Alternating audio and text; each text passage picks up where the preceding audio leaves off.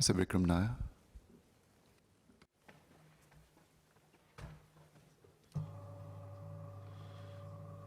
This clarification is in relation to the unconventional threats, and I think SMS Maliki painted quite a graphic picture, I would say, of the threats these provide. And my concern was whether we should be doing more. First of all, in relation to the video on terrorism, obviously for 99% of people, they'll be disgusted by that video, but there might be a very tiny percent, 0.001%, perhaps a lone wolf who'll be inspired by it to commit acts of violence. So notwithstanding how strong our psychological defense is, all it takes is one person to get influenced by it to carry out a terror attack.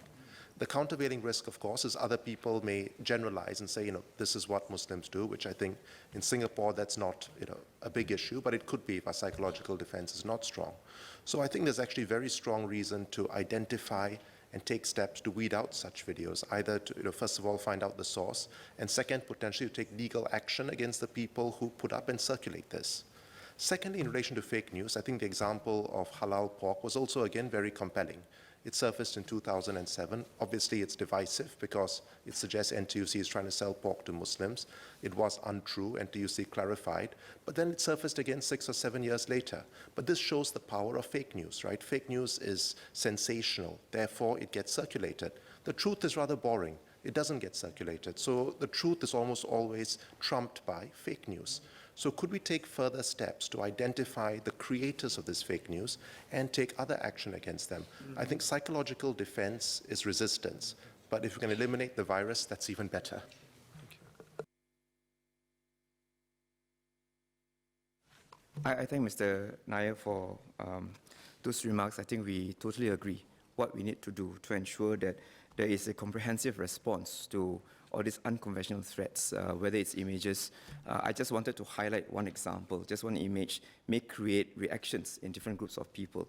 I think it's important for us to be aware of the reaction that different groups of Singaporeans may react to, and therefore what we need to do to strengthen our resolve first. So the different groups of people and different players or stakeholders that are relevant in this context. One, at the individual level, we need to be consistent, we need to be aware of our own reactions and how much do we take forward steps to learn more about such issues, as well as build trust and relationship with all the other communities, so that if something like that happens, we are not easily rattled. We ask questions, we ask where and look for the facts rather than react negatively. Secondly, I think it's the whole of government effort and whole of society effort that's needed. I think if you see various legislation, various discussions in this House, many things are happening. With the development of the cyber defense agencies is one effort that look at some of the areas that we need to do in the cyber domain. We also need to start looking at how Singaporeans respond to such fake news on social media. And that's one of the biggest challenges, the skill set required by individuals to respond to such social media platforms. Once you see something on your Facebook feed, or once you get something from your WhatsApp group, what do? Do you verify the facts? Where do you verify the facts? I think that's where we need to help Singaporeans to understand the different ecosystem that exists, the environment that exists. It's a very complex environment. It's an environment that is evolving as we speak. So today it's critical for us to educate Singaporeans from every age group, not just adults, but young children, because they are the ones who are very comfortable in social media. They are the ones who get feeds from social media. And if we don't educate them early enough, tell them the skill set required to determine what's right, what's wrong, how this will impact on themselves and relationship with others if they were to forward these unverified facts, as well as concerns that they may have. We also need to look at support systems available for communities who may have difficulties reacting or responding to such unconventional threats. I think the fundamental understanding today is these are evolving unconventional threats, and we need to find new creative ways to respond to, and different agencies in government are looking at that and various domains, and we continue to work with them. Would the mover wish to withdraw the amendment?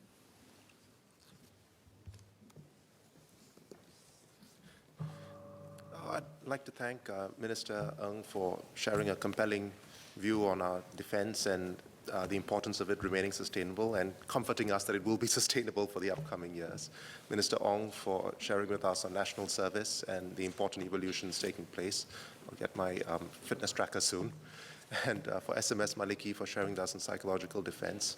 And of course for all the people in the Ministry of Defense, Armed Forces, and all our servicemen. Thank you very much. I seek leave to withdraw my card. Is the honourable member given leave to withdraw the amendment? I think leave of the majority is given. The amendment is withdrawn.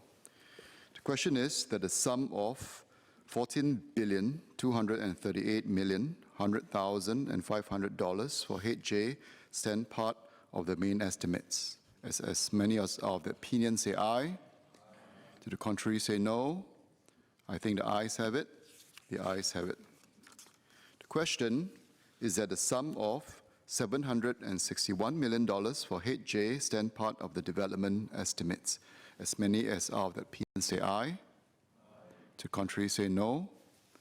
I think the ayes have it. The ayes have it.